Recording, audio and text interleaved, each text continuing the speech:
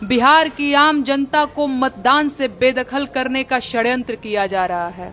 कान खोलकर सुन लीजिए। Voting list revision के नाम पर बिहार के लाखों लोगों को वोटिंग लिस्ट से बाहर निकालने की साजिश की जा रही है।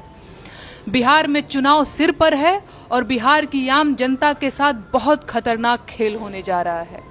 8 करोड़ से अधिक आबादी वाले बिहार में वोटिंग लिस्ट रिवीजन को लागू कर दिया गया है, जबकि फरवरी 2024 में ही एक ताजा वोटर लिस्ट बन चुकी थी।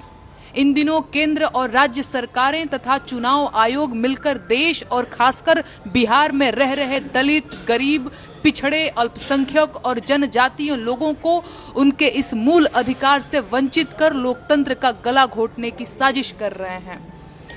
पहले चुनाव आयोग वोट जुड़वाता था, लेकिन अब चुनाव आयोग मोदी, शाह और नीतीश के कहने पर मतदाताओं की छटनी कर रहा है।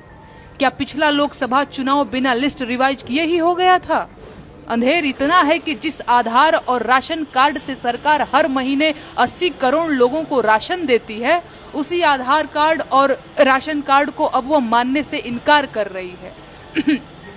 समझ नहीं आ रहा है कि अपना माथा पीटे कि उनका आधार कार्ड बना किस लिए था भाई? बिहार में साक्षरता दर 61% है, यानी 100 में से 40 लोग फॉर्म तक नहीं भर सकते, और जो दस्तावेज उनसे मांगे जा रहे हैं वे भी ज्यादातर लोगों के पास नहीं हैं। बारिश का समय चल रहा है, कम से कम 4 महीने बिहार का बड़ा हिस्सा डूबा रहेगा।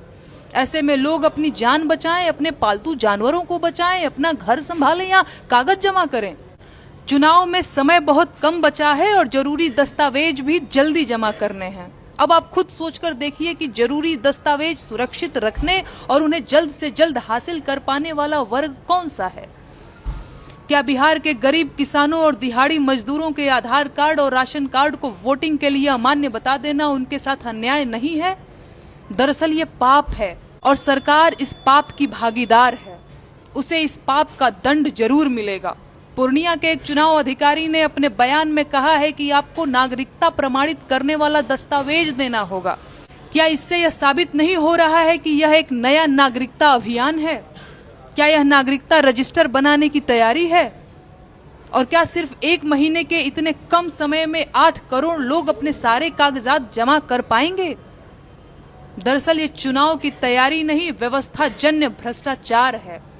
सरकार और चुनाव आयोग मिलकर बिहार की जनता को उनके वोटिंग अधिकार से बेदखल करना चाहते हैं और बिहार को पहले से ज्यादा बर्बाद, खस्ताहाल और असहाय बना देना चाहते हैं।